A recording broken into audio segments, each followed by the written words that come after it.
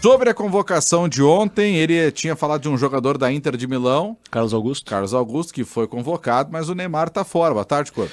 Muito boa tarde, Daniel, a toda a nossa audiência. Uma convocação que eu analisei baseado em 3 critérios. O Ancelotti deve ter realizado pensando em 3 critérios. O primeiro, Daniel, questão de merecimento pelo momento.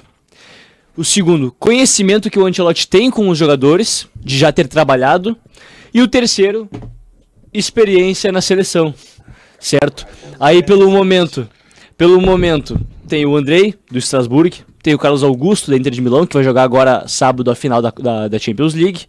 Enfim, outros atletas. Por conhecimento, quem já trabalhou com o Ancelotti, Casemiro, é um volante de confiança dele do Real Madrid. Richarlison, que disputou a última competição em 2023 pela seleção, não estava sendo convocado, mas trabalhou com o Ancelotti no Everton. Então, por conhecimento, esses 2 atletas, por exemplo, e por questão de experiência na seleção, de liderança, mesmo eu discordando, a convocação do Danilo se explica baseada nesse critério de experiência. Então, essa convocação, claro que teve o dedo, muito provavelmente, do Rodrigo Caetano também, na convocação do Neneca, por exemplo, porque eu duvido que o Ancelotti acompanhasse o Hugo Neneca. Mas eu acho que foi pensando nesses 3 critérios: momento, conhecimento e a experiência na seleção. Alan Patrick na seleção, velho.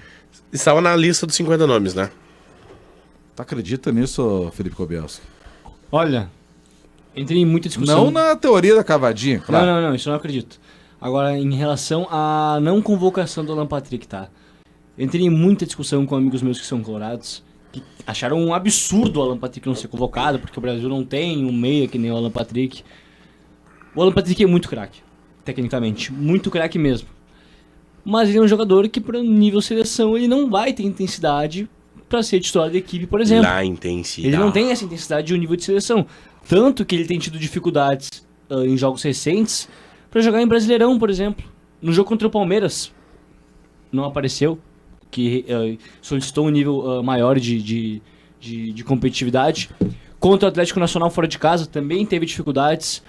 Então, se a gente pensar no nível de competição, a nível seleção, olha, é muito difícil de eu acreditar que o Alan Patrick teria o mesmo desempenho. Eu acho que ele teria que ser muito mais craque para ele conseguir fazer com que a qualidade técnica, no caso, se sobressaísse em relação à questão da intensidade. Então eu não considero que o Alan Patrick tenha intensidade para estar na seleção brasileira. Agora, eu não acharia de todo ruim, não acharia um crime, um absurdo, se o Alan Patrick fosse convocado nessa lista, por exemplo, para realizar um teste.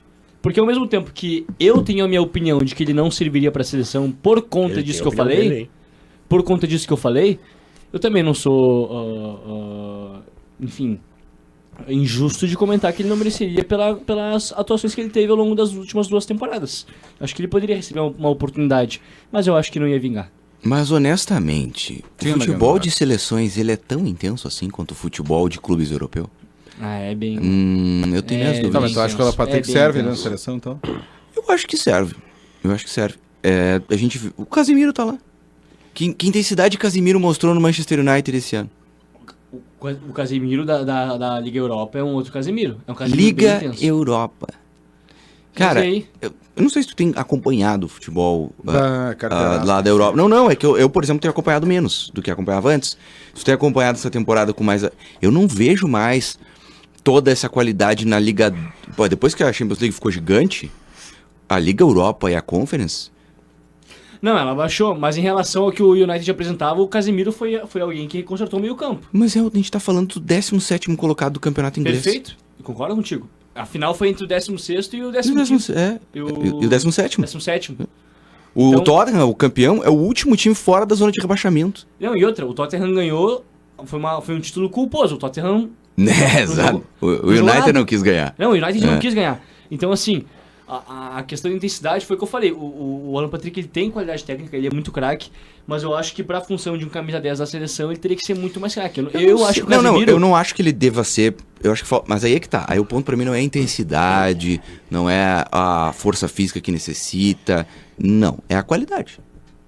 Tu acha que ele não tem qualidade? Não, eu acho ele um ótimo camisa 10, acho que aqui no Brasil se destaca, mas pra ser o cara 10 da seleção brasileira... Eu também acho que não.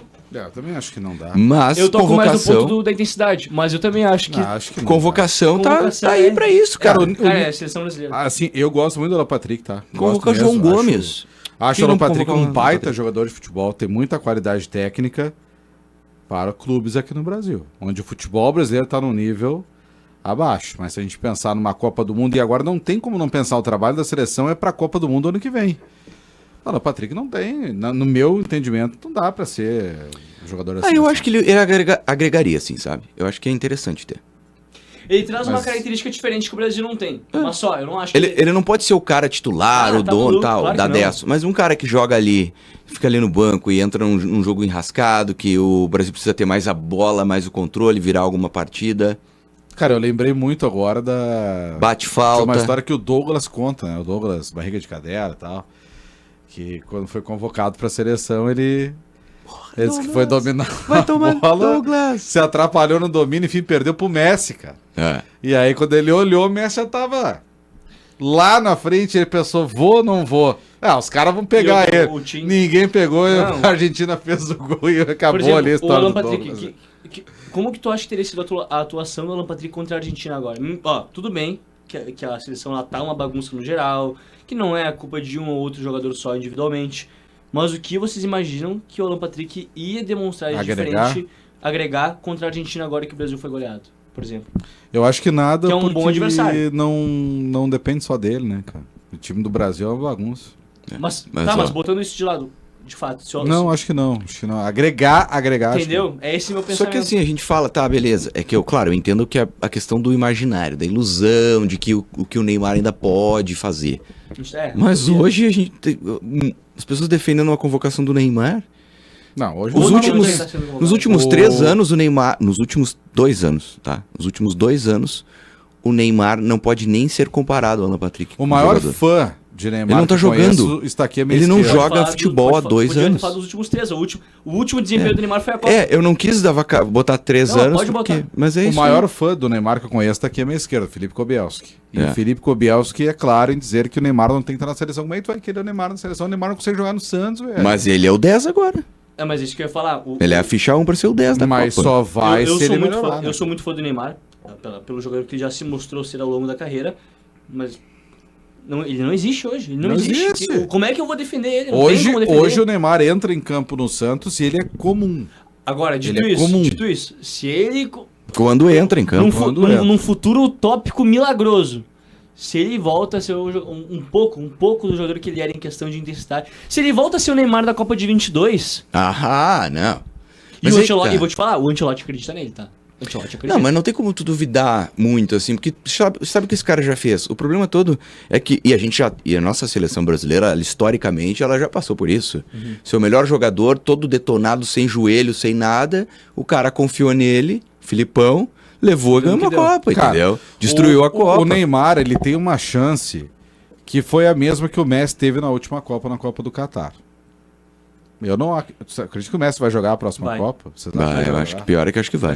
Tá, enfim. Não sei se deveria, mas vai. Mas enfim, até 4 anos. Já tá até agora. Já ganhou, né? É que agora se tá até agora. Se ele aguentou, mas assim, até a Copa do Catar, ali é a imaginação de que seria a última Copa do Messi. Sim. O Messi vê ali a sua última oportunidade de ser campeão do mundo. E claro, eu não tô comparando aqui, porque o Messi e o Neymar, pra mim, não estão na mesma prateleira, enfim, né? Mas ele viu ali a oportunidade, cara, eu vou jogar essa Copa, vou ganhar essa Copa. Se o Neymar tiver isso em mente, se ele quiser, mas tá falando que o problema isso é o seguinte, desde o começo. Não, eu penso nisso desde 2014, velho. Entendeu?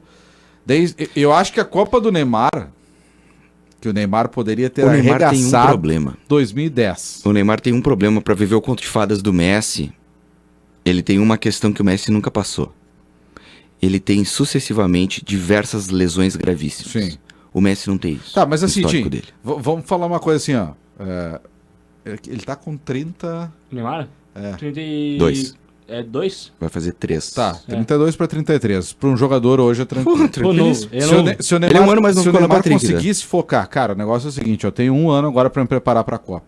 E eu vou lembrar para vocês, não sei se vocês já viram, deve ter visto, o Tim com certeza, o Kobielski também deve ter visto, porque ele se informa muito, vídeos do Maradona para a Copa de 94. O cara se isolou num sítio, numa fazenda, sei lá no que é, e treinava no meio do mato e jogava bola no meio do potreiro.